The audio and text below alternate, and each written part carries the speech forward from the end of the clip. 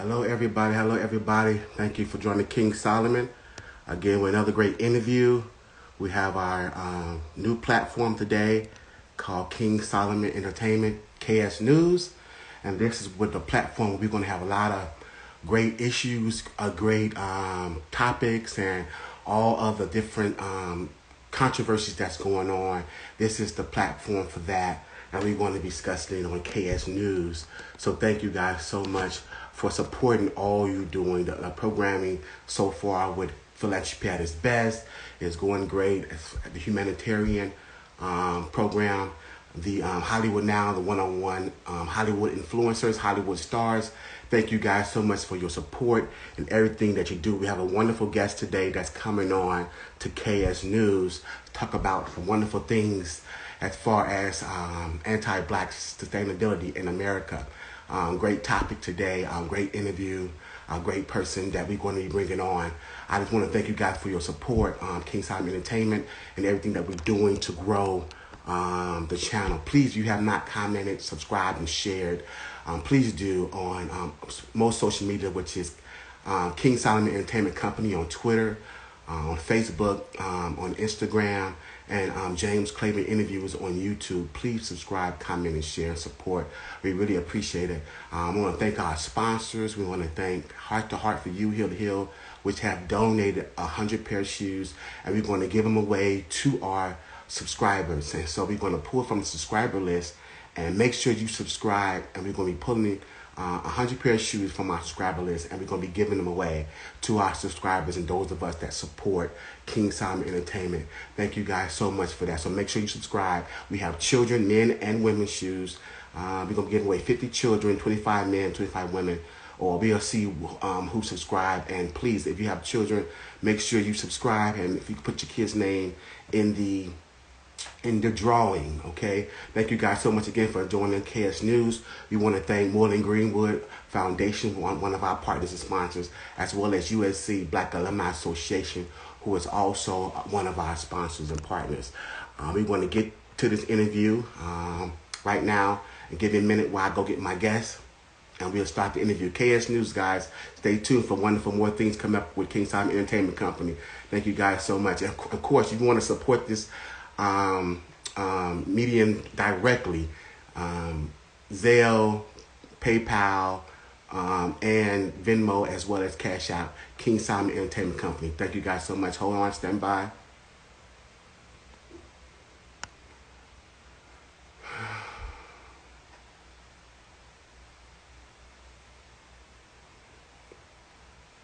Wait for my guest to come on. I thought I saw him come in.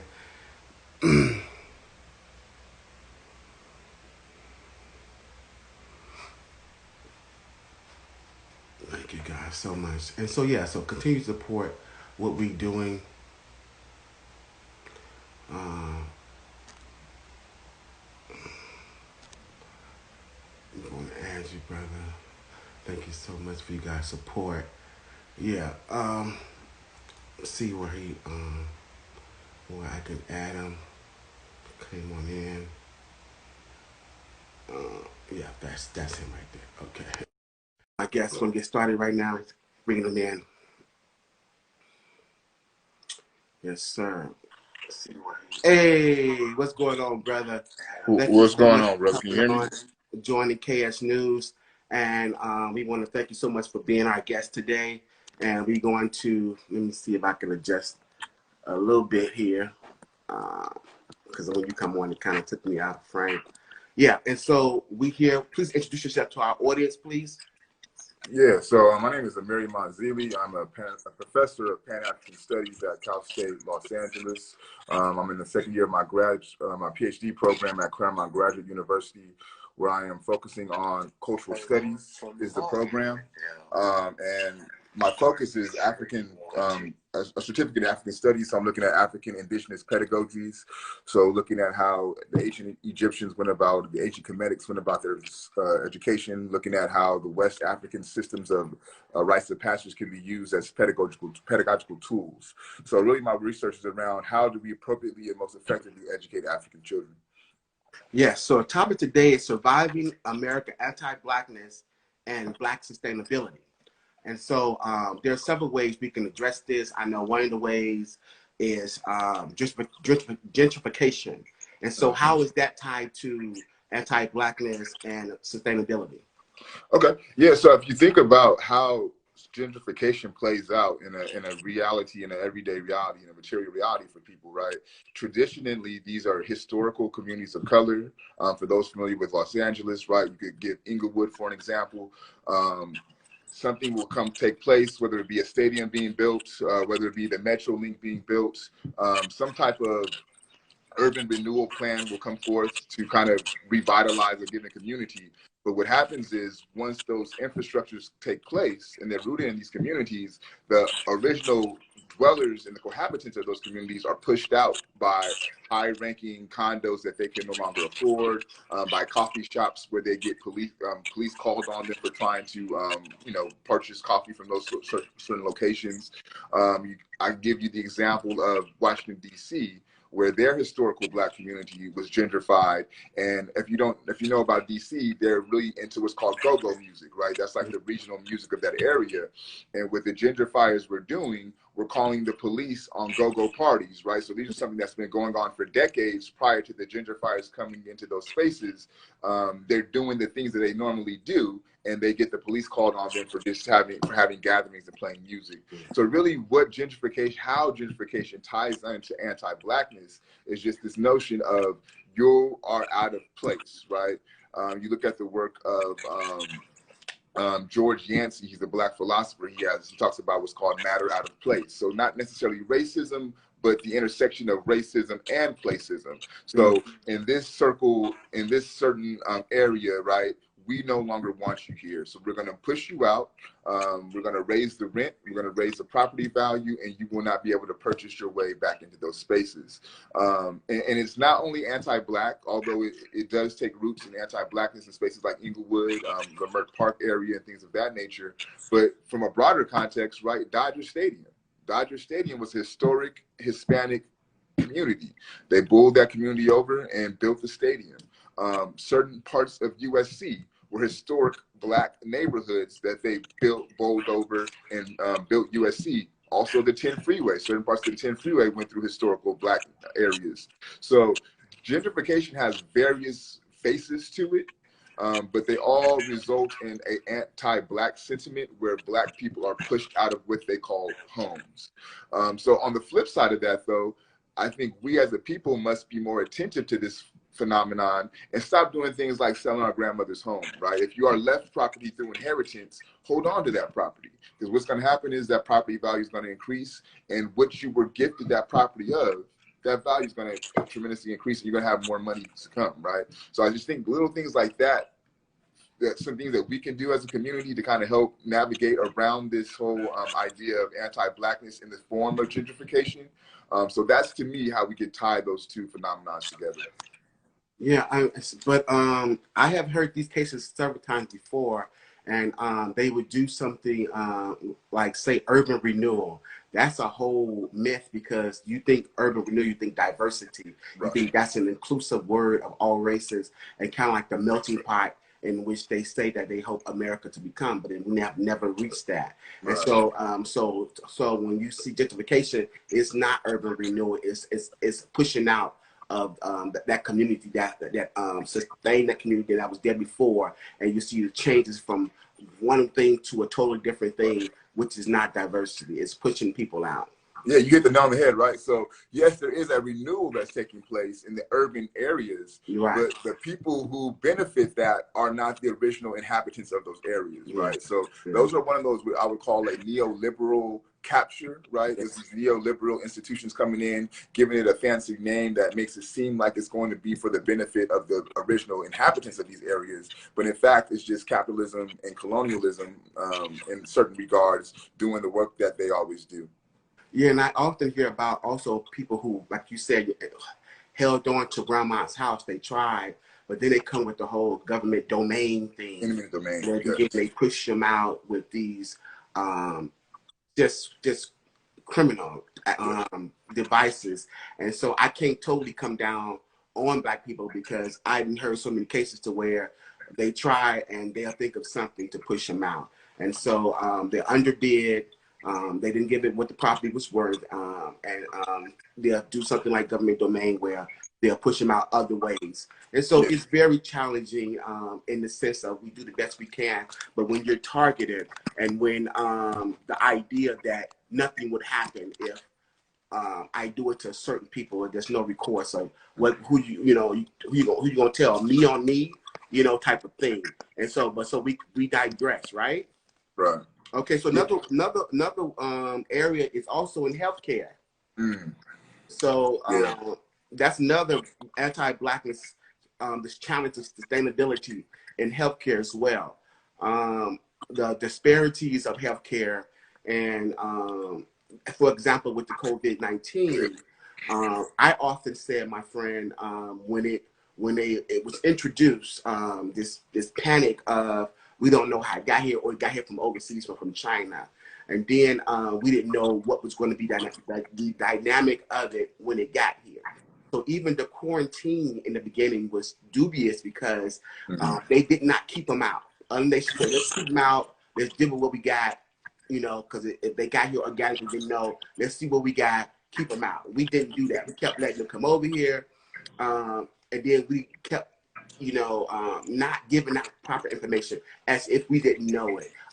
They didn't say it was airborne at first. And I heard one of the healthcare professionals said if they would have said it was airborne back in March, we would have been wearing masks back in March. It would have helped with the spread of it. But it just didn't look like a organic pandemic in the sense that we don't know, but we're doing everything that we can. It was just as time went on, you still don't even know any proper information. Even to this day, 6-7 months in, we don't even know any type of information. Yeah. That's like a pandemic to me. Yeah, no, absolutely, man. I think one of the things that this pandemic highlighted was just the inefficiencies of American institutions, right? They just got really put on blast in that regard. But what was fascinating to me, before it touched the United States, and you looked at how it spread globally, right? Areas where there were higher concentration of melanated people, Black people, right, African people, where they were not vastly impacted, right? So Africa wasn't largely, in fact, impacted initially. A lot of parts of the Caribbean wasn't largely impacted initially. Certain parts of South America was not impacted largely initially. But what happened was it was to the point that I heard Black folks talking about, yo, this is a disease that we're immune to, right? That was a running joke on Twitter, right, in Black Twitter. But it was an interesting shift took place once the pandemic touched U.S. soil, right? Once it touched U.S. soil and the numbers started coming out on who's being affected, disproportionately, it were Black and brown people who were being disproportionately affected. So I want to highlight a contradiction, right? So how is it globally that Black and brown people are absolved from this pandemic to the point that we believe that we were jokingly immune, right? But then it gets to the United States and we are the most drastically people impacted, right? Being Black and brown people.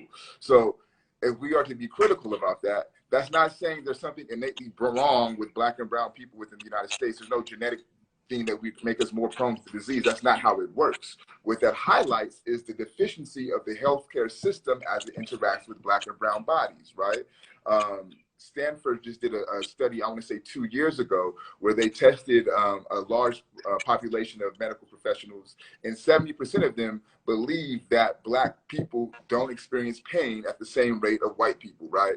So you take that reality coupled with the disproportionate numbers of Black and brown people being affected by the pandemic, you see it's not the people who are being impacted who are the problem, it's the system that is in place that's the problem, right? So I think this gives a very clear depiction on the failures of the healthcare system when it comes to addressing the Black and brown body, when it comes to addressing how do we effectively deal with melanated people, right? And now we fast forward a little bit and we're looking at solutions, right? Bill Gates is coming up with these vaccines, and his wife is notoriously saying that Black people should be the first people to get the vaccines. What the fuck are you talking about, right? Like that how and why, right? So to me, it's dubious indeed, right?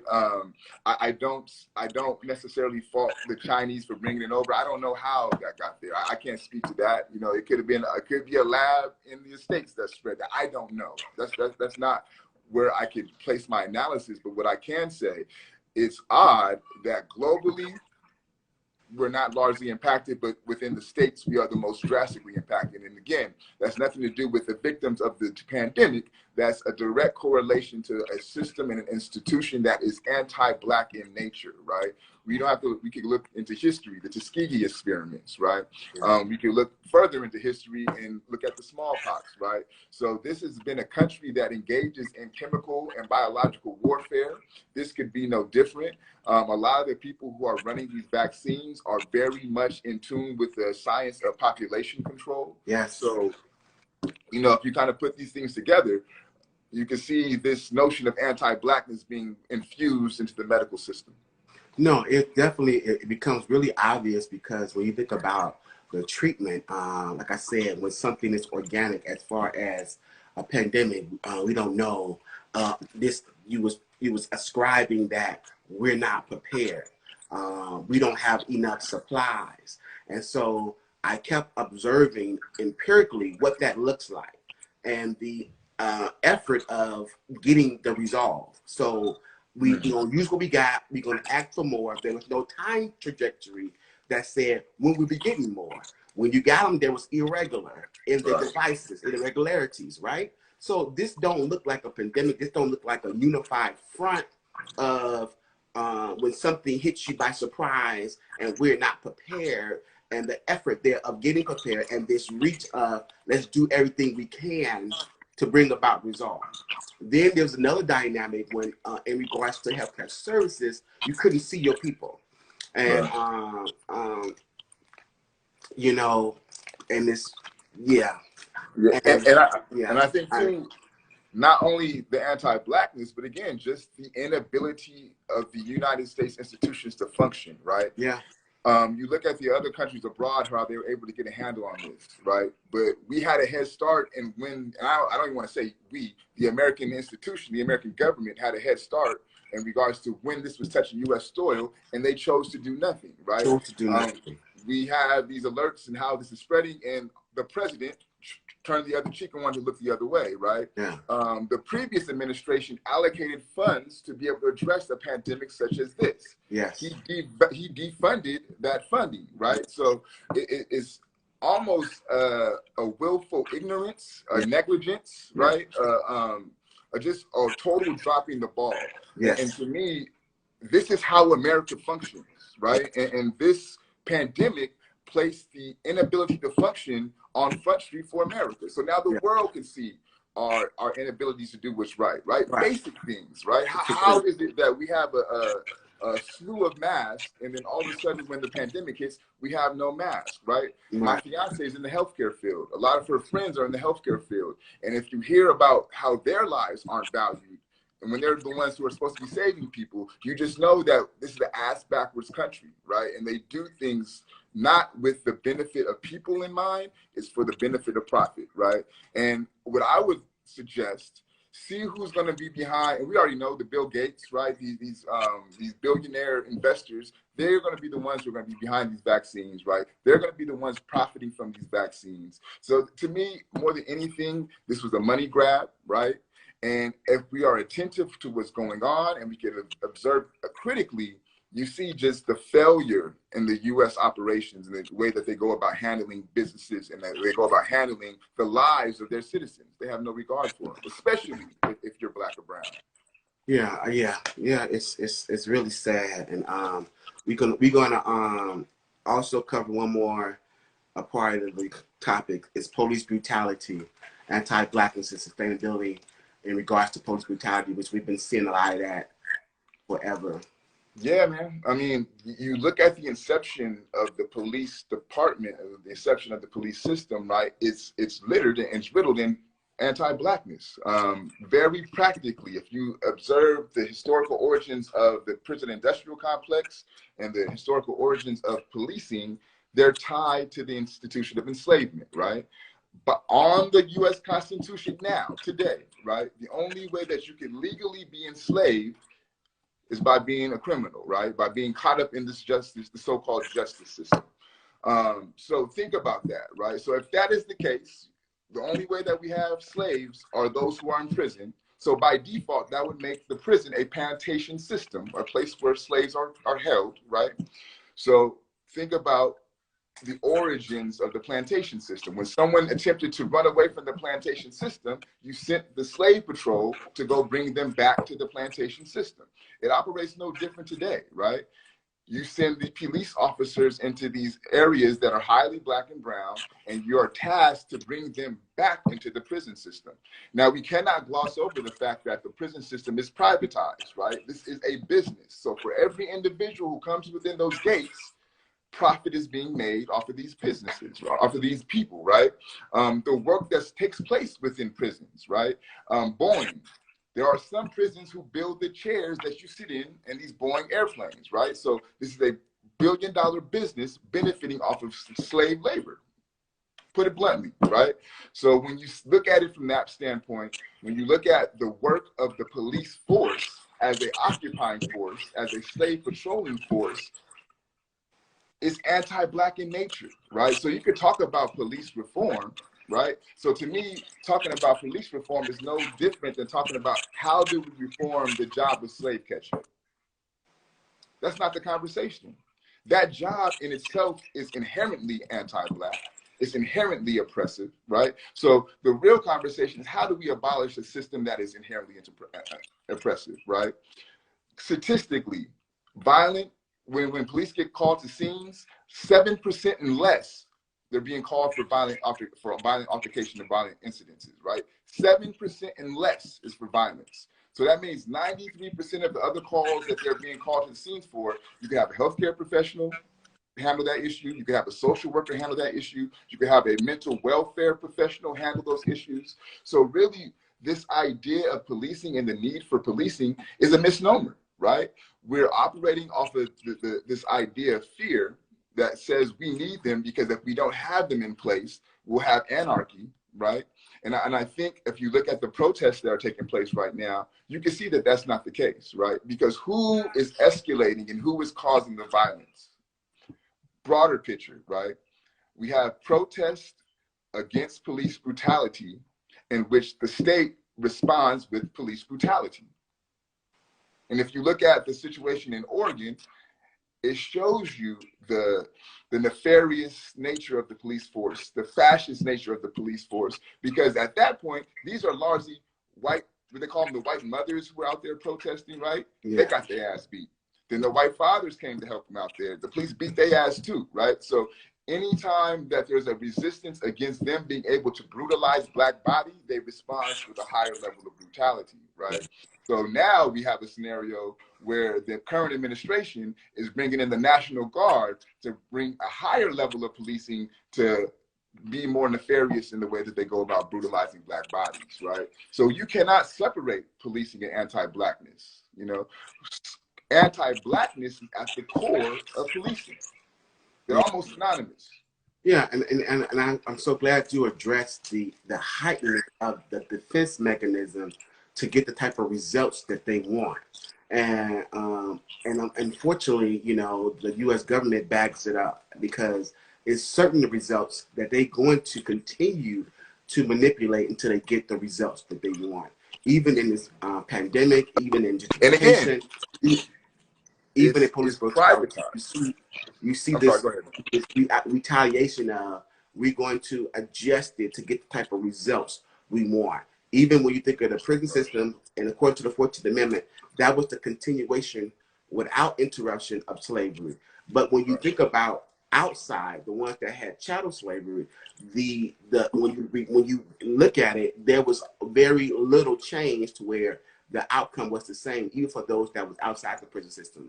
And so we talk about the Black Code, Jim Crow, sharecropping, that is, if you look at that, the results were the same as far as prosperity. Yeah, so at the end of the day, that it's all across the board. And I think you bring up a good point with that, right? So it evolved from the institution of enslavement being on the plantation, right, to the outgrowth of that with the Jim Crow and Black codes. So in the modern context, what is probation? Yeah. It's the same thing, right? That's the 21st century Jim Crow. That's the 21st century Black code. Yeah. And what's going to end up happening because of the overpopulation of the prisons, and that is going to be a model that will no longer be sustainable for the businesses, right? So now they're going to start shifting their attention to monitoring, right? So I'm going to start investing in my ankle bracelets, because now I'm going to expand the prison from not just the building, right, but expand that to your home. So I'm going to be able to monitor you while you're in probation at your home. Yeah. So by default, right, your family members may become part of that enslavement institution, because if you break parole, right, you're impacting them in their household. So they may be more willing to tell on you and let you know that you're out of your parole, you're in parole violation or whatever the case may be, right? So just as you astutely mentioned, the evolution of the slave system, in the 16 and 1700s, 1800s, we see the same evolution now, right? It's going to go from being on the ground in the side of the cell to in the community, right? You're going to have in the community policing with these ankle monitors and whatever else monitors that you're going to have taking place. A large conversation now is the facial recognition technology, right? And how that is disproportionately anti-Black, right? They don't even have the tech. Like, so for myself, right? I have an iPhone, right? Face ID unlocks the iPhone. Well, I'm Black.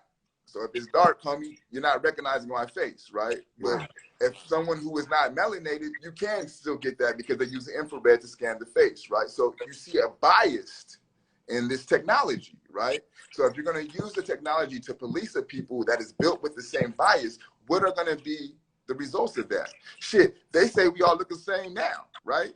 So now you're going to build a technology built off the premise of all Black folks look alike.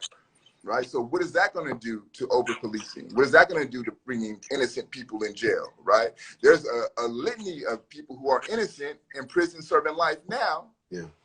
And that's not even using the facial recognition technology. Right. So how is that going to increase those those numbers? Excuse me. So those are the things that we have to look at as we move, beyond the 21st century, as technology gets infused into policing, right? It becomes more nefarious. It becomes more fascist. It becomes policing without a conscience, as if it ever had one, right? That's almost oxymoronic. But these are some of the things that I'm kind of keeping my eye on as things move forward. Yeah, man. And again, we cannot separate that institution from its anti-Black origins. It's one of the same. All across the fabric of American life, and that's the problem.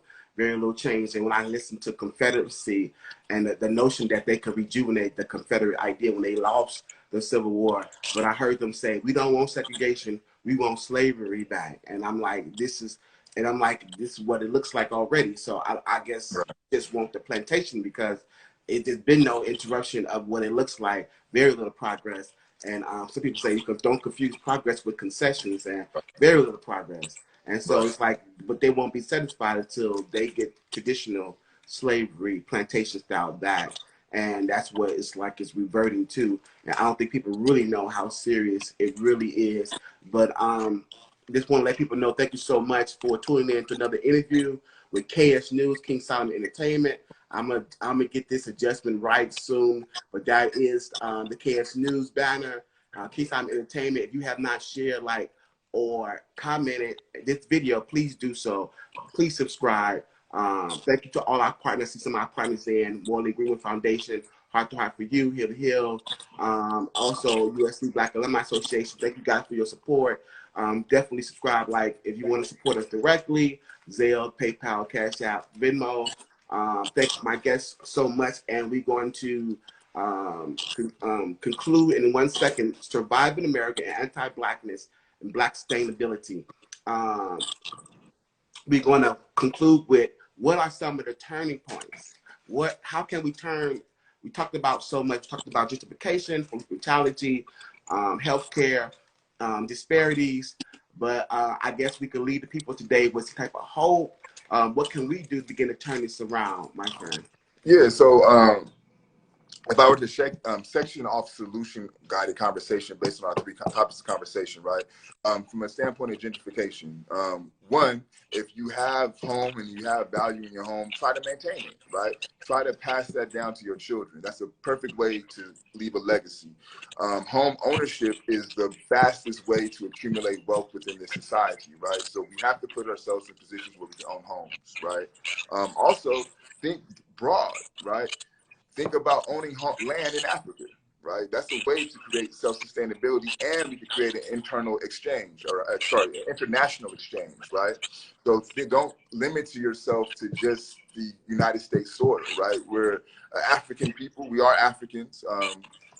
So why not take advantage of some of that land that's there? Not in the space of colonizing Africa, but going to get with the people of that land and start building businesses and building sustainability there, right? So that's one way we could address this notion of gentrification.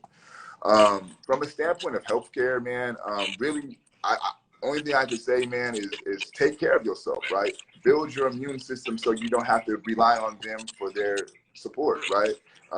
Do things now to help you later. Get into the herbs, sea moss, burdock root, elderberry. You know, those are things that are preventative, right? Study the work of Dr. Saban, right? He's a holistic herbalist, was able to cure cancer, cure AIDS, etc., right? So there is an ancient tradition that we have in healing ourselves from an African perspective that we don't know because we're wrapped up in this Western capitalistic culture that wants to keep us sedated with drugs, right?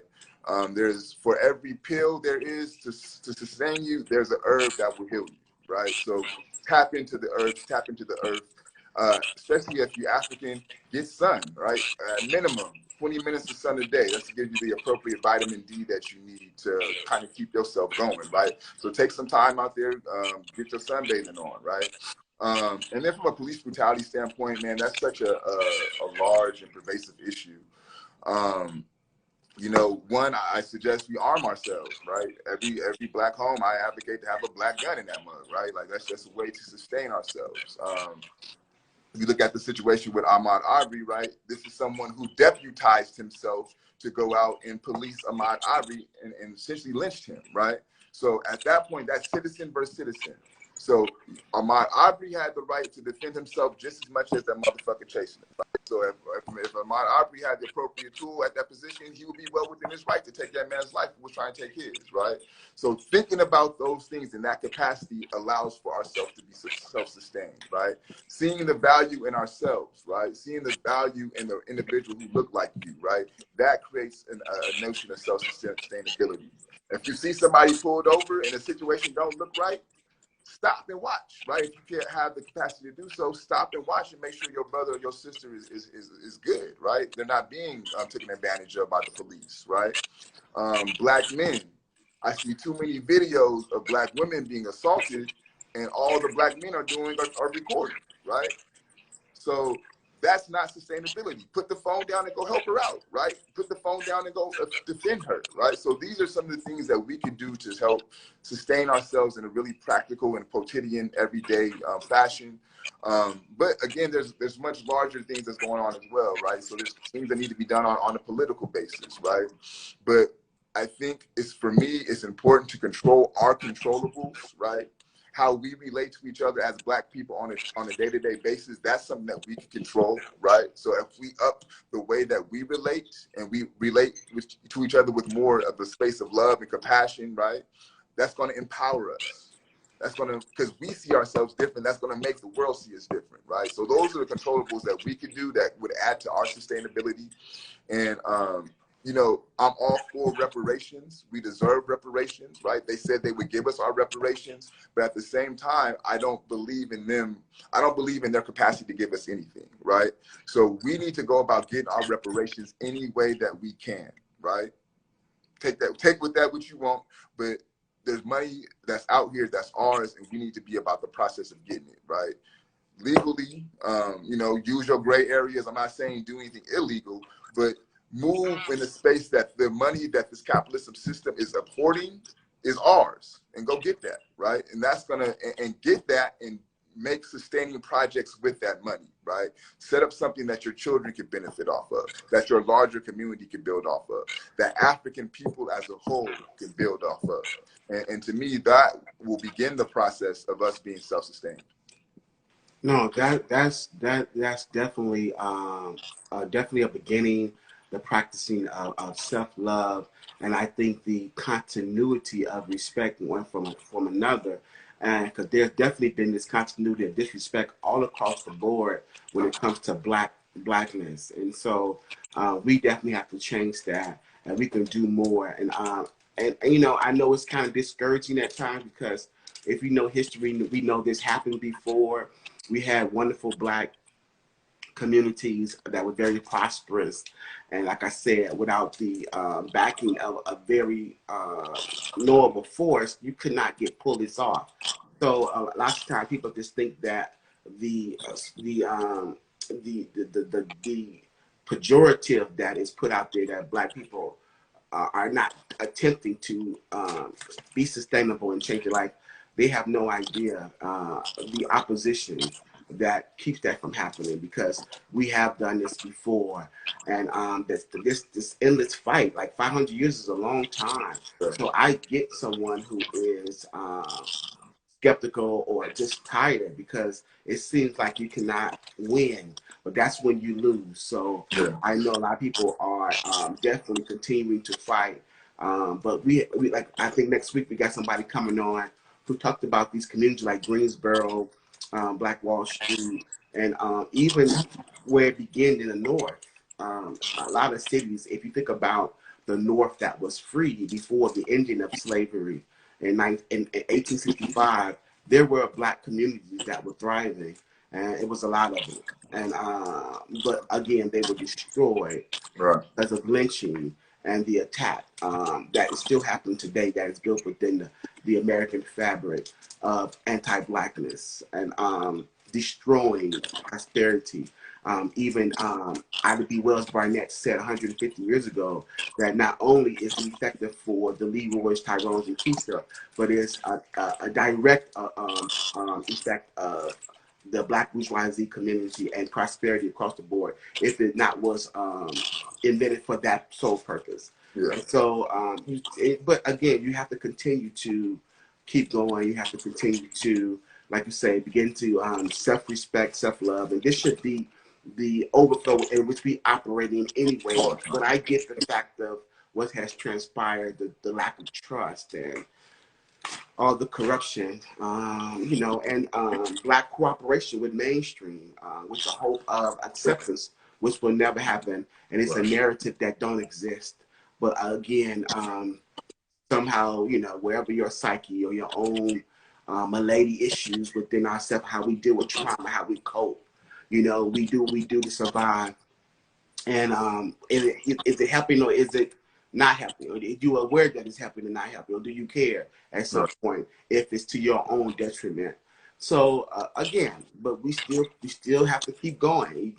And again, I'm saying this to be encouraging, because we need to be aware of what's really going on to know how to be effective and how we begin to develop apparatus to really bring about real change. So this is just the truth in which we're speaking. I know it may seem drudgery, it may seem sad, but it's the truth. And unless you know what you're really up against, and you know, begin to be effective.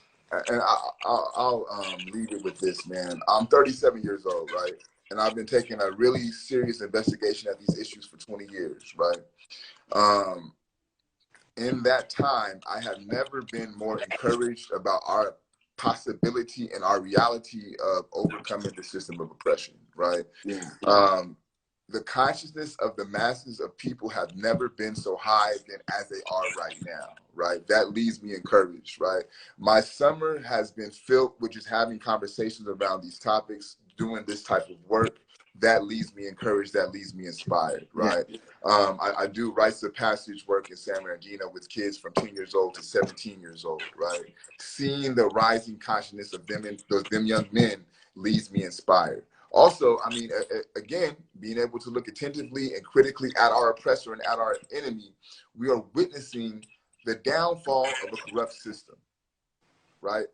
No way am I a supporter of Trump and what he does, but he is a symbol of the downfall of this country and the downfall of the system that has been oppressing us for over 500 years, right? He symbolizes their downfall. The way that I look at what's going on in this country with the powers that be is the equivalent of going to the beach, picking up the sand and trying to hold the sand as long as you can. Eventually, the sand's going to fall through your fingertips, right? And this is what's happening with America. They are losing their power. So they're scrambling scrambling madly trying to get that power back and maintain the very little power that they have, right? I believe by 2040, within the United States, white people will no longer be the statistical majority, right?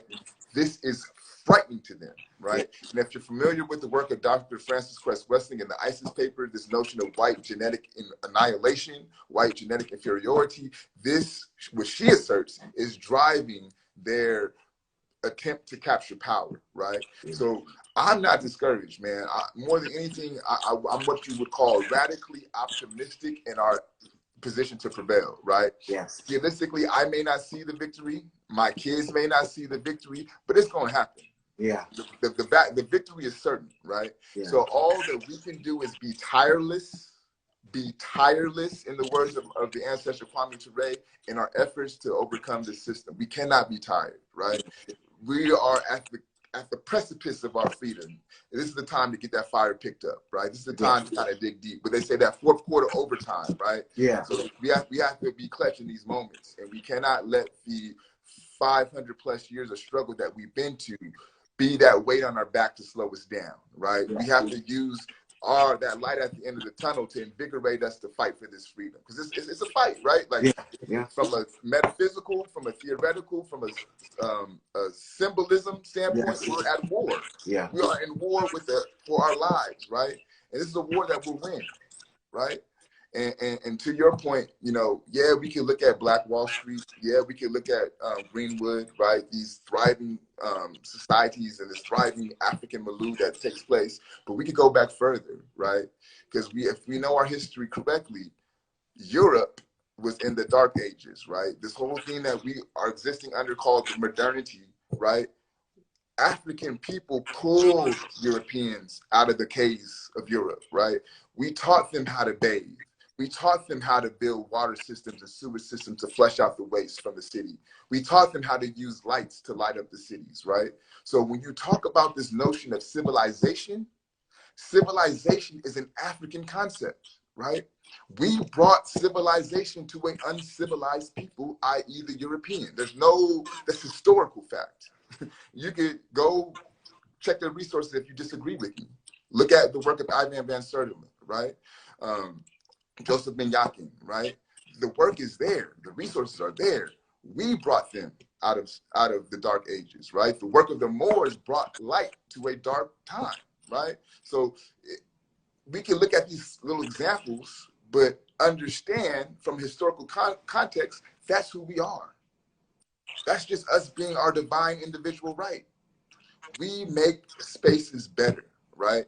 And my uncle always leaves this with me, right? Always leave a space better than when you come into that space, right? So if you're renting a home, make sure when you leave that home that you're renting, it look better than when you came into it, right? That is African. That's what African people do. When they come in contact with the individual, that individual is better than before they met him. When they come with a contact with a certain land, that land is better than before that they came into contact with that land. So our job as African people, our divine calling as African people, is to improve things.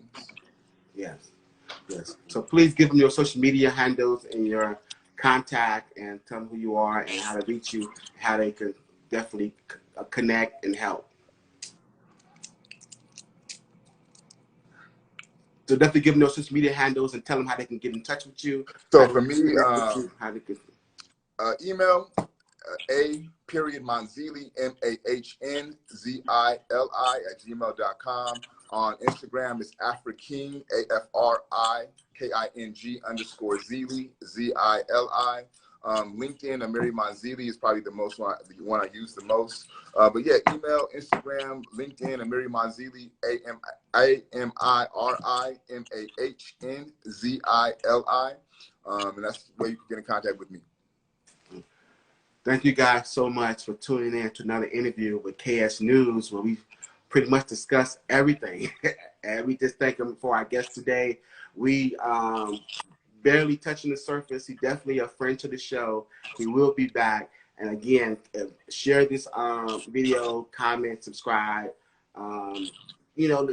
Connect with us. Reach out to KingSolomonEntertainment.tv. Reach out to Twitter, Facebook, Instagram. King Simon Entertainment Company, YouTube, James Clavin. Subscribe for us, and definitely stay tuned for wonderful, great things. Thank you so much, Amiri, and we'll be back on again. We're going to continue this discussion. Barely cracking the surface, brother. Great job, great interview. Thank you guys so much for joining us today, and please tune in for next time, another interview with KS News. Thank you, brother. Thank you so much. Keep up the work, man. Keep up the work. All right, brother. Talk to you soon.